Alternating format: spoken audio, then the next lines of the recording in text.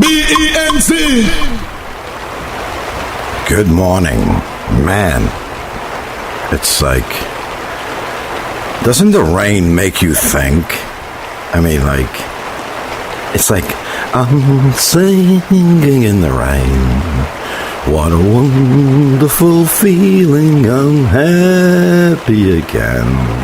Oh man, the rain makes you think, because you are what you think. I know a lot of folks might not agree, that you are what you think, but you are. And the rain always makes me think. Doesn't it make you think? You are what you think, man. You become what you think. Because we become what we think about. If you think positive thoughts, I'm sure many positive things are going to happen in your life. If you think negative thoughts, then expect nothing but negativity to happen in your life. But I'm sitting here listening to the rain in nice old Port St. Lucie, Florida. I just love when it rains. I can't explain it. It just, it's like tranquility, I guess, It's like when I was a little child staring out the window as the raindrops hit the glass, But it does make you think. That makes me think. Because I am what I think. Because everything happens, to help me grow. Even if it's hard, for me to see it right now. Same thing with you, everything that happens in your life, it's to help you grow. Circumstances, will direct you, and it'll help correct you, and it'll also help turn you into that pretty close to perfect something. Because sometimes these circumstances knock you down. They knock you down hard. Your heart gets broken. You lose your job. So many things can happen in your life. But there'll be times when it seems like everything that could possibly go wrong, right, is going wrong. And you might feel like you'll be stuck in this rut forever. But you won't. When you feel like quitting, remember that sometimes things have to go very wrong before they can become very right. Sometimes you have to go through the worst to arrive at your best. Because most of our significant opportunities are often found in times of great difficulty.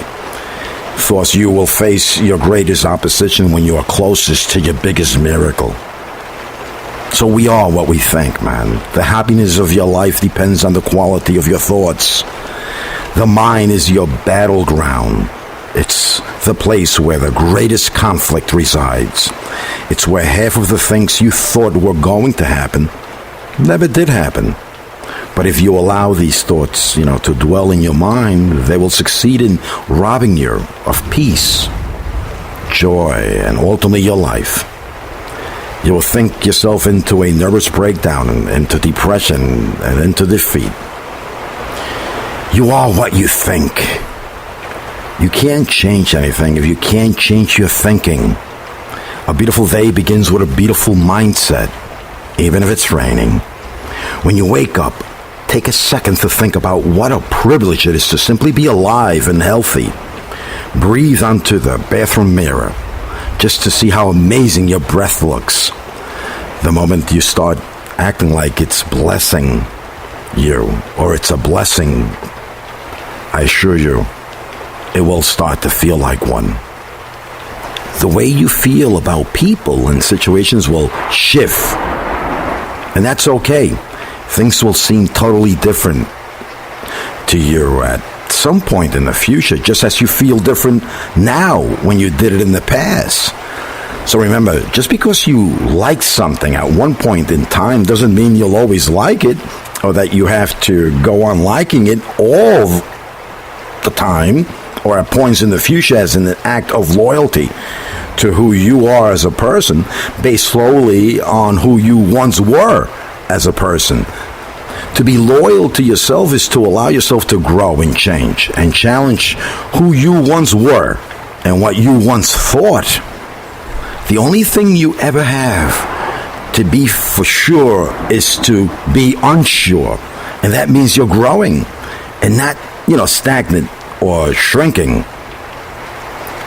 Because there'll always be more thoughts, and more changes that you're going to have to make because of those thoughts. Growth is painful. Change is painful. But in the end, nothing is as painful as staying stuck somewhere you don't want to be or you don't belong. Again, you're not the same person you were a year ago, a month ago, a week ago. You're always growing. Experiences don't stop. That's life. It takes a great deal of courage to admit that something needs to change, and a lot more courage still to accept the responsibility for making the change happen. But don't,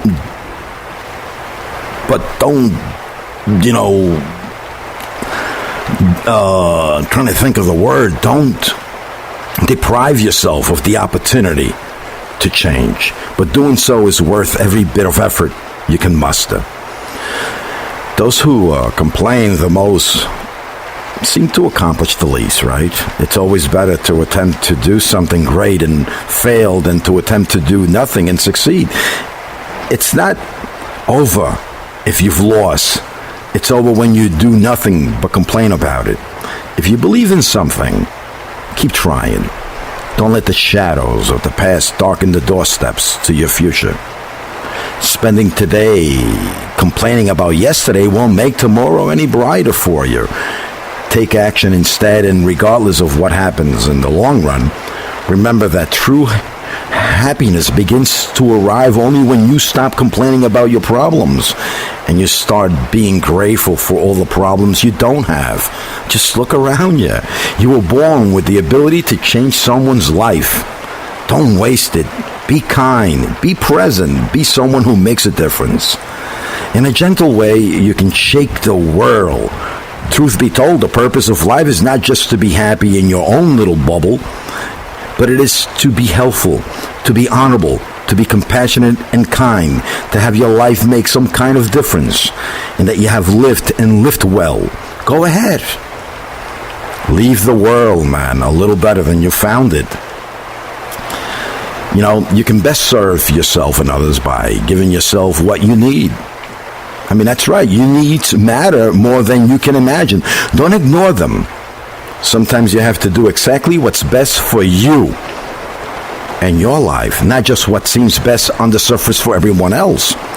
Decide that this is, important to you, and decide at this very minute to never again beg anyone for love, respect, and attention that you should be showing yourself.